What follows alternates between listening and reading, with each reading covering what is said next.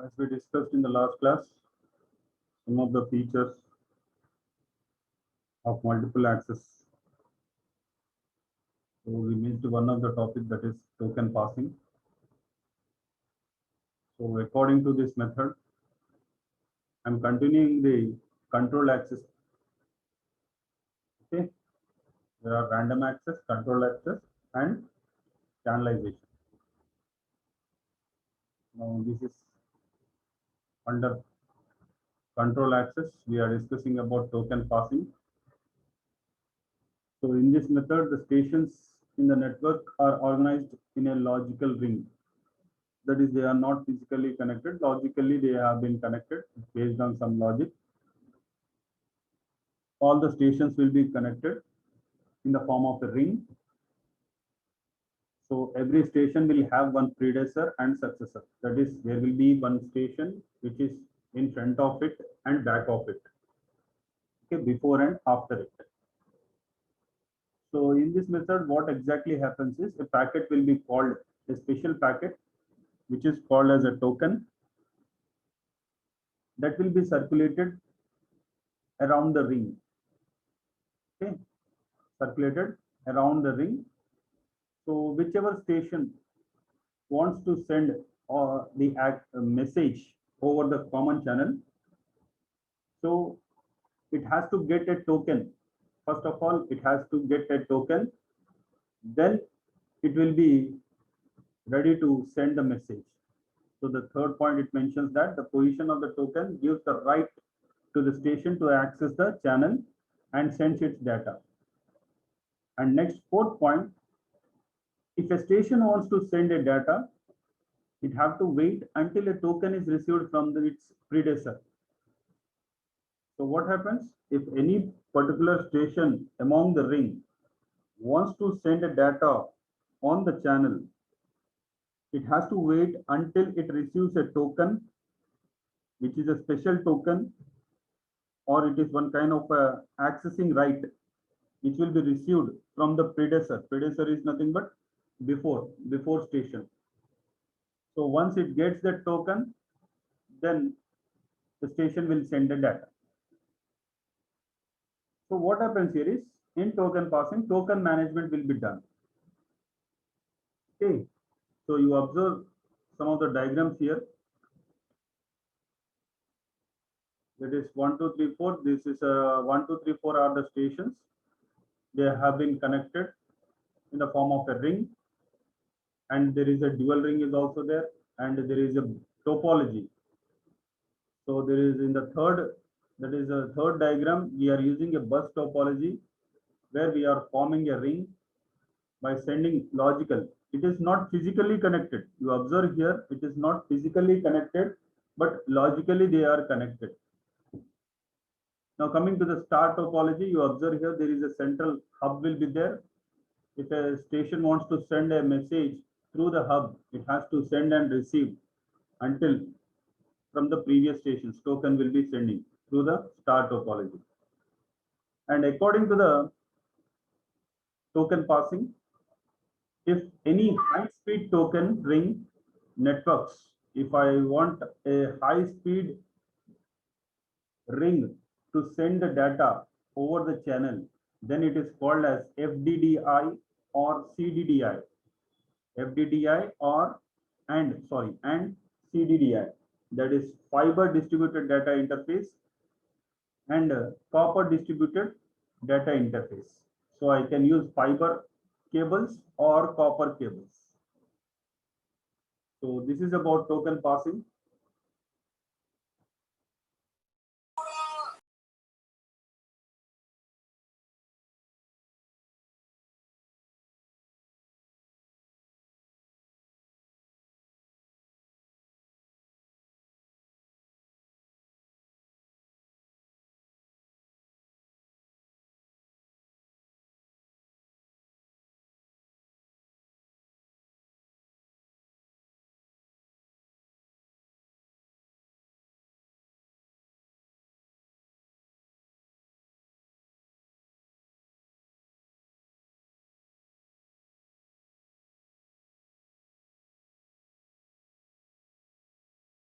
So the next topic is we are going to discuss wired networks, which is called as Ethernet, which has been designed or suggested by different standards, that is IEEE standards.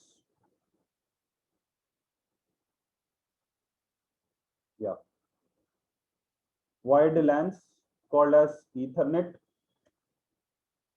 So Ethernet is a very prominent technology, that is, it is a well-known technology where you can connect so many stations together by using wire connections. So Ethernet is very much popular,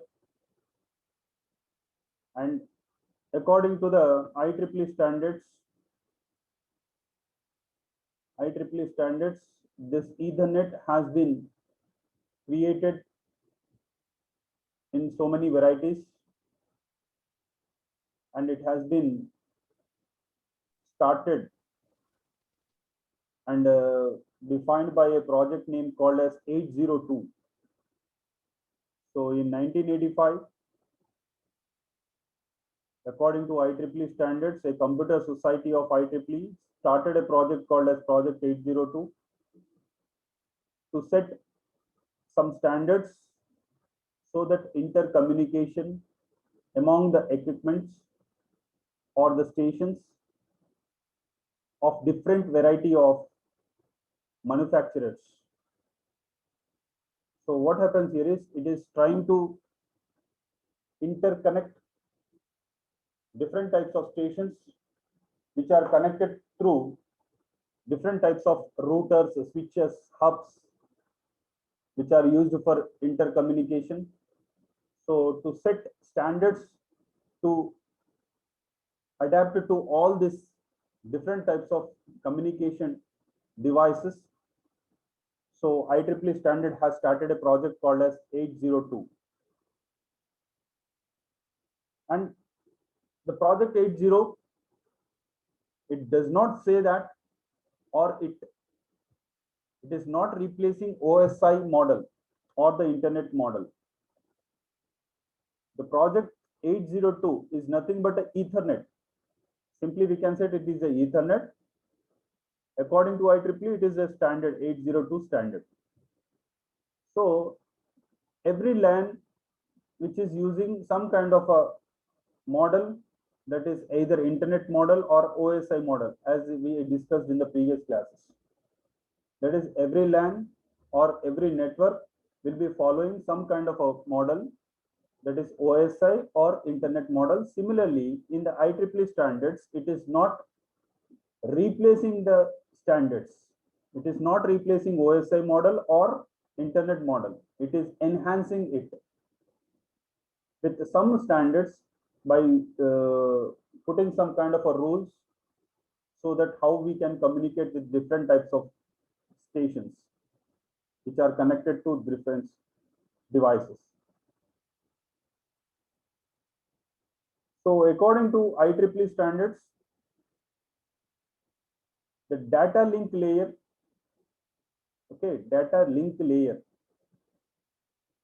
so which is the second layer, yes or no?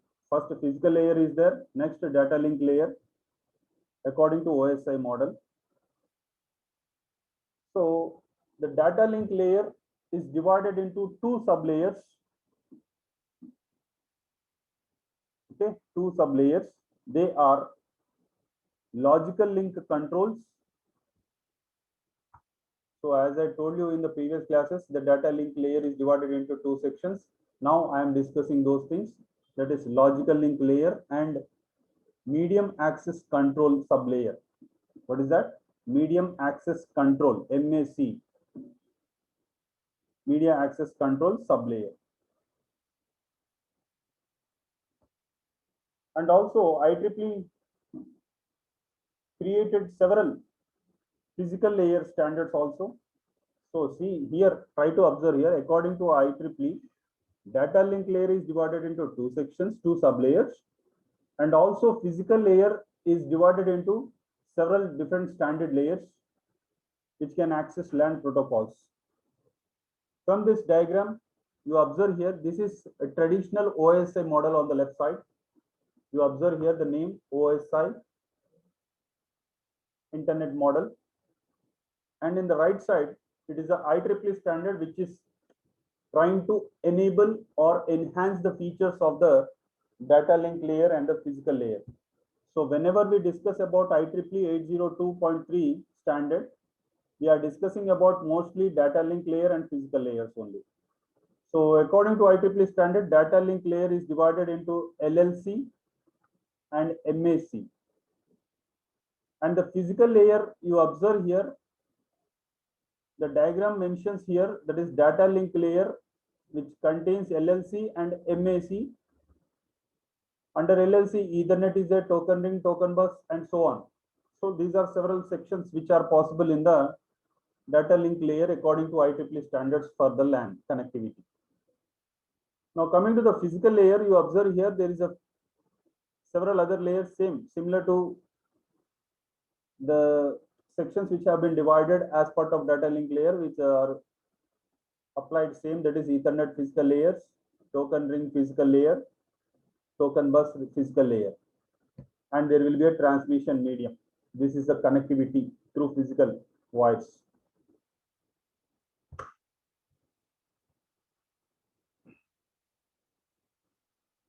So what exactly this logical link layer will do? Coming to logical link layer, what exactly it can do? So it provides one single data link control protocol for all IEEE LANs,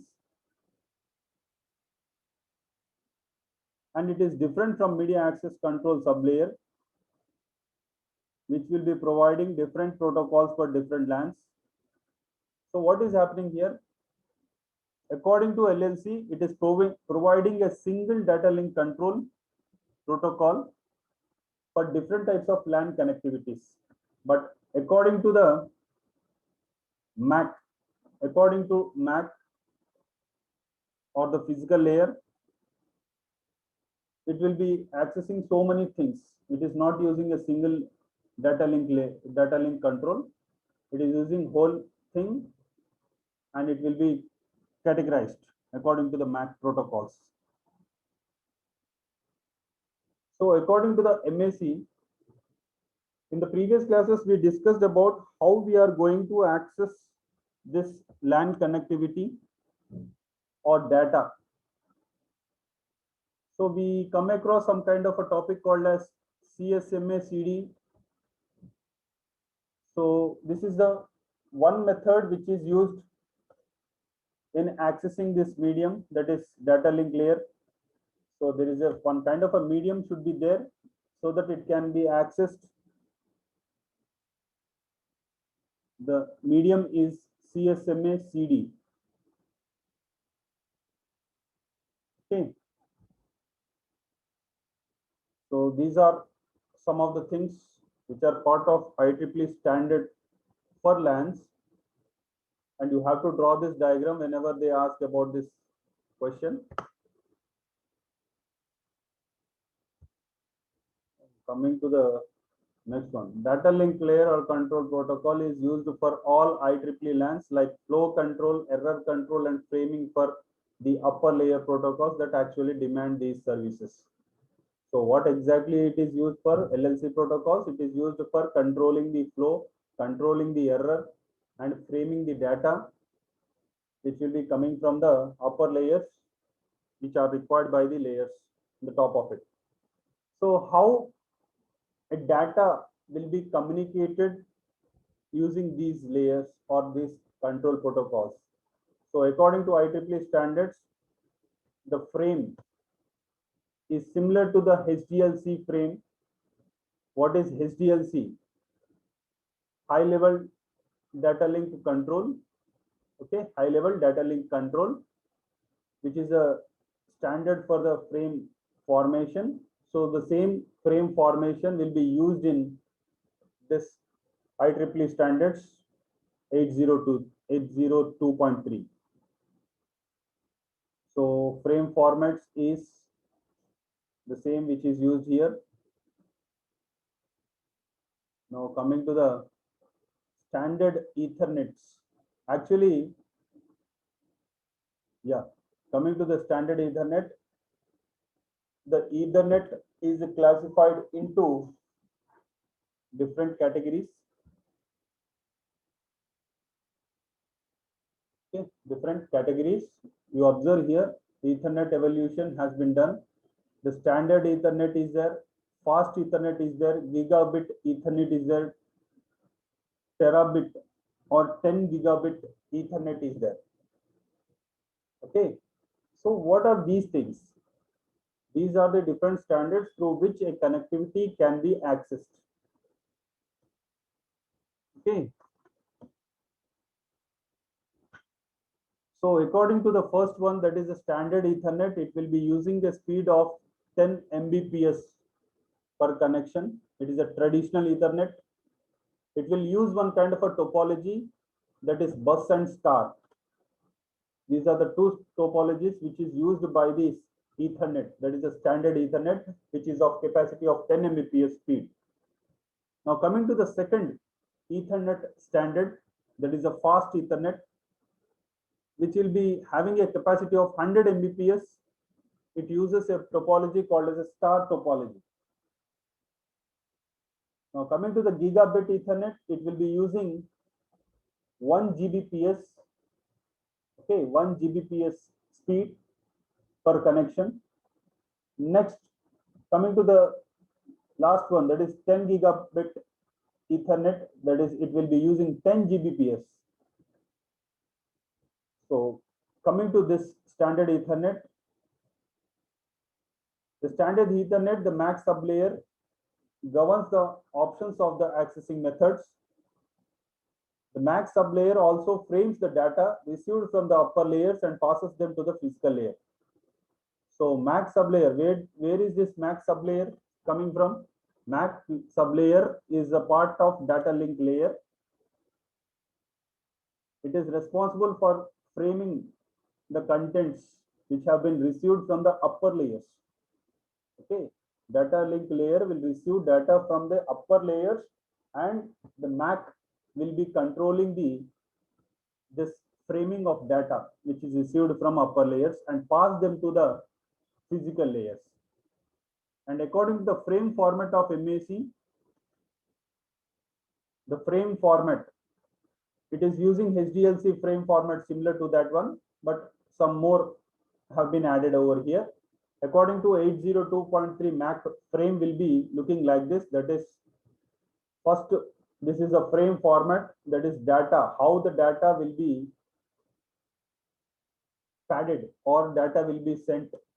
Okay, this is what the frame contains. First one is preamble, second one is SFD, second one destination address, third one is source address, sorry, fourth one is source address, third one is destination, fourth one is source address, and next one is length or type, and the next data padding. Next one is data, and afterward, last one is CRC. CRC. So CRC is nothing but cyclic redundancy check. Okay, it is used for checking the errors in the data. So coming to the first section of the frame, that is preamble.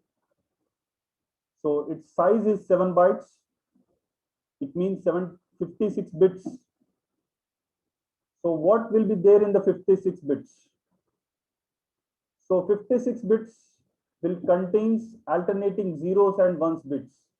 0 and 1, that's it. Okay. So what happens here is, it will be alerting the receiving system and enables it to synchronize its inputs timings. That is, it will be making the sending and receiving within the proper time by using some alternating bits like the zeros and ones, and they will be using some kind of a pattern.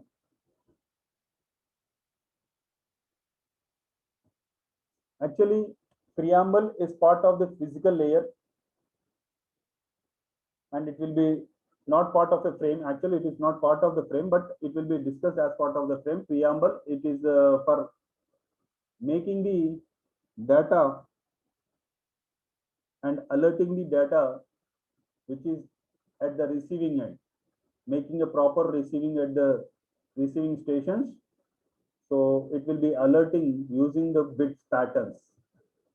So next, SFD. Coming to the SFD, it is of size 1 byte. Okay, it signals the beginning of the frame.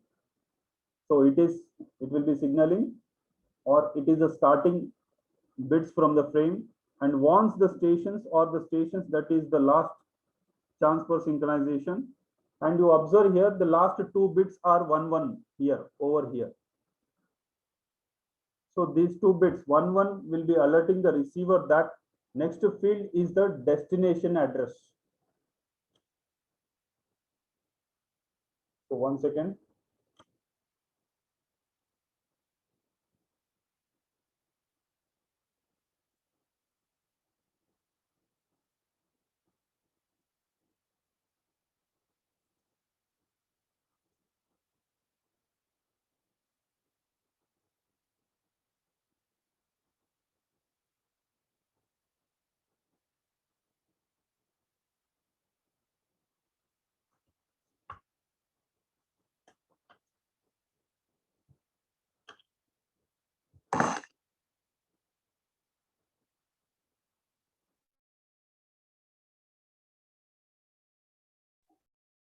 Are you able to hear me? Yes, sir. Okay.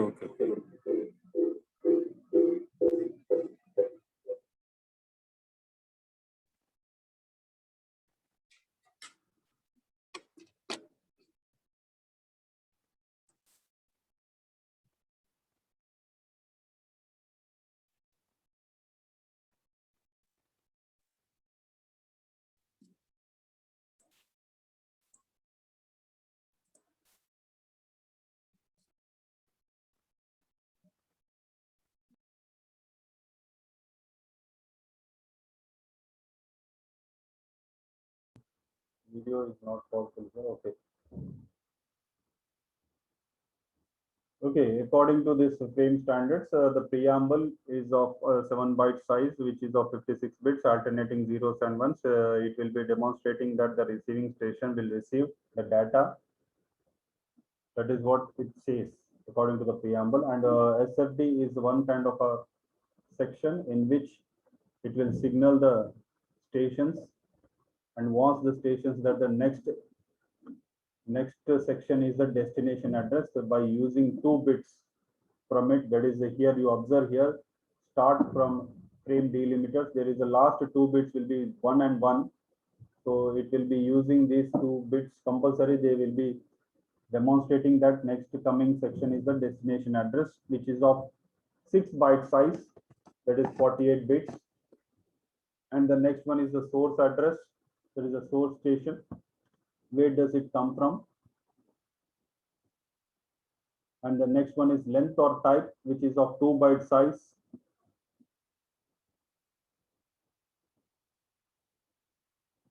So it will be decided, the length of the frame is decided based on the 2 byte size.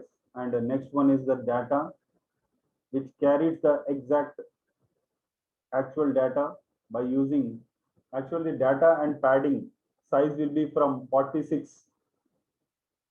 It is a 46 to 1500 bytes, minimum 46 bytes and maximum 1500 bytes, so that the data can be sent over that frame. Okay, 46 bytes to maximum 1500 bytes, the data can be sent. That is a standard which has been demonstrated in the Ethernet standards. Next, last one is cyclic redundancy check, that is CRC. The last field contains error detection information.